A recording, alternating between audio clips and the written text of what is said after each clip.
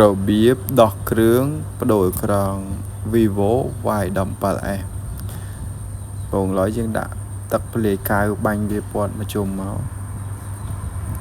បាញ់វាតាមជានឹងដាក់វាច្រើនតិចមកតមទៀតយើងយកឡាមមួយមកឆ្កឹះធ្វើមុខវាមួយសិនមកឆ្កឹះអកន្លែងណាដែល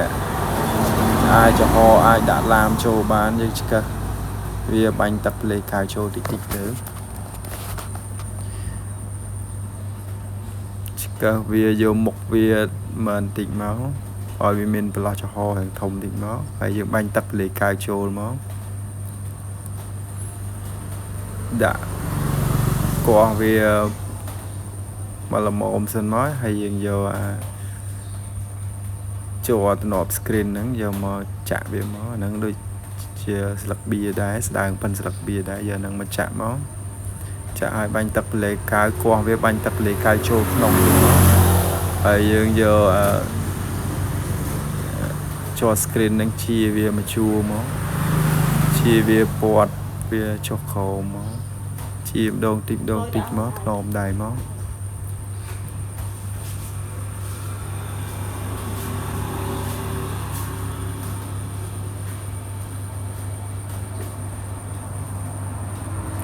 ពាត់វាមកជុំអូសវាចុះក្រោមជុំទៀតមក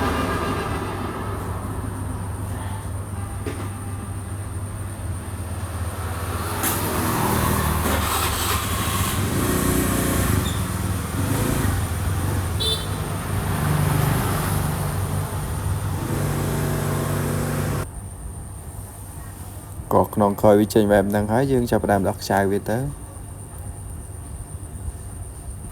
ដោះខ្ចៅចេញឲ្យគ្រប់កន្លែងហ្នឹងមក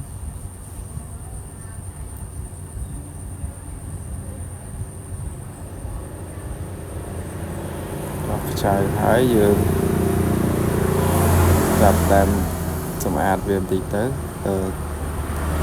យកម៉ូទ័រលមូលកៅហ្នឹងលមូលវាពាត់បញ្ជុំទៅសម្អាតវាកុំឲ្យវាមានកតិចដីហើយដូចជាមានឈាមទឹកចូលតែយើងដាក់កៅវិញទៅកុំឲ្យវាឈាមចូលបើយើងសម្អាតវាបញ្ជុំដែរ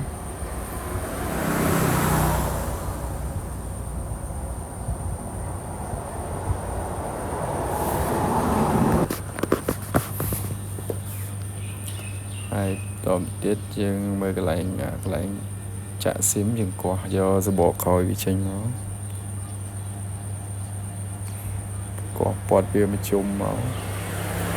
បើហើតិចគាត់កោះវាមកជុំមក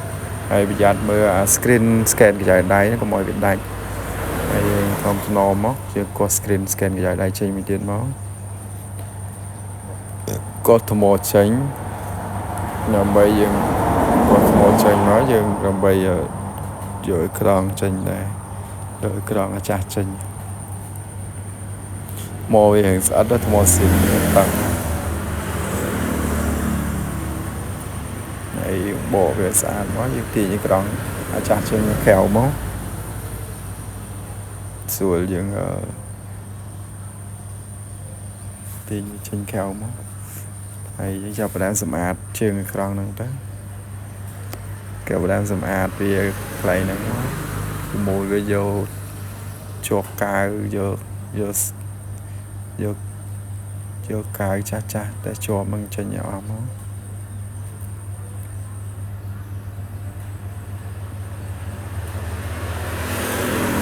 ហើយសម្អាតវាស្អាតមកកន្លែងហ្នឹងកុំឲ្យមានកន្ទួលដីហើយក៏មានកតិចអីជាប់នៅតាមហ្នឹងយើងចូលជ្រះដោះវាស្អាតមកបន្តទៅទៀតយើងយកក្រង់ថ្មីយើងដាក់លោសិនមកពុំវត្តកស៊ូ2សិន2កន្លែងអញ្ចឹងមកត្រង់ហ្នឹងថាវាឆ្លងក៏អត់យើងចុចលេខគ្រប់លេខទៅថាវាចេញក៏អត់បើថាវាចេញគ្រប់លេខហើយអាន័យថាវាដើរទាំងអស់ហើយវាដើរស្រួលហើយឥឡូវយើងដើរស្រួលយើងផ្ដើមដោះគ្រឿងវាចេញវិញដោះថ្មវាចេញដោះឲ្យក្រង់ចេញមកក្រៅវិញសិនព្រោះអីមកយើងតេស្តតែយើងតេស្តវាអត់តន់បកតែមវាឥឡូវហ្នឹងយើងចាប់ផ្ដើមតេស្តវាឃើញតែដើរស្រួលហើយយើងចាប់ផ្ដើមដាក់កៅរៀបចំដាក់អេក្រង់ចូល ដាក់កាវពណ៌មជុំមកពណ៌មជុំទូរស័ព្ទនឹងឲ្យពេញកាវទាំងអស់មកតទៅទៀតយើងចាប់ផ្ដើមដាក់អេក្រង់ថ្មីចូលយើងបកតែមបកស្គុតវាចេញអស់ទៅយើងដាក់កាប់វាចូលមកកាប់វាចូលហើយយើងសេរីឲ្យវាស្មើគ្រប់កន្លែងមកទាំងលើទាំងក្រោមឲ្យវាត្រូវគ្នាមកពេលតែវាអប់ស្មើល្អទៅសេរីវាអប់ស្មើល្អពណ៌មជុំមកអប់ស្មើល្អហើយយើងដាក់កាប់ជើងអេក្រង់ចូលចាប់ផ្ដើមកាប់ជើងអេក្រង់ចូលកាប់ថ្មចូលហើយយើងចុចបើកវាសាកមើលផងបើកមើលវាចេញស្រួលហើយក៏នៅអញ្ចឹងពេលដែលយើងដាក់កាវហ្នឹងពេលខ្លះទៅបើកចេញពេលខ្លះទៅបើកអត់ចេញវាមានបញ្ហាពេលយើងតែដឹងថាបើកចេញហើយយើងចាប់ផ្ដើមចាប់សបកវាចូលមកមួខ្ចៅចូលវិញមកយើងចាប់ផ្ដើមផ្គុំទូរស័ព្ទចូលវិញដាក់ខ្ចៅចូលដាក់គ្រប់កន្លែងទៅ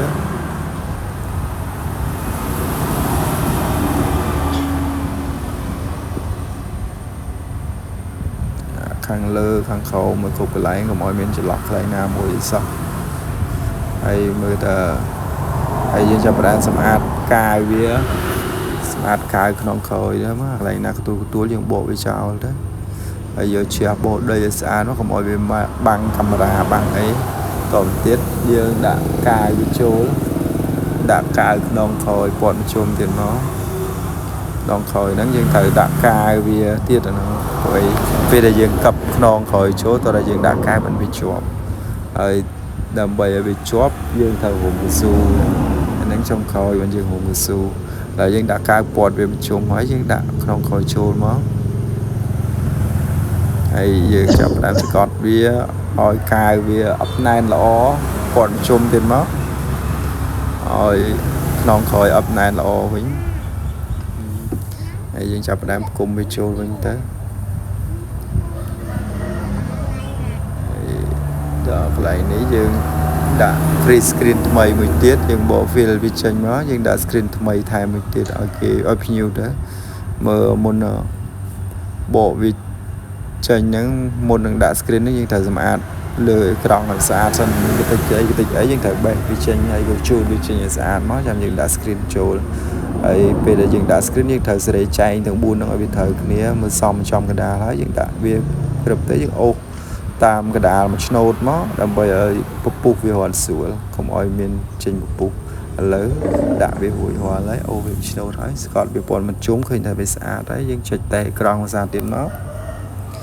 ហើយតែជាលើកចុងក្រោយ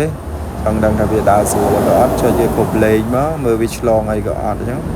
ឃើញថាវាដើរស្រួលហើយដូរអេក្រង់បានជោគជ័យហើយប៉ុណ្ណឹងយើងដូរអេក្រង់បានសម្រាប់ហើយនៅតែពេលហុំកស៊ូទៀតទេហើយនេះអេក្រង់ចាស់វា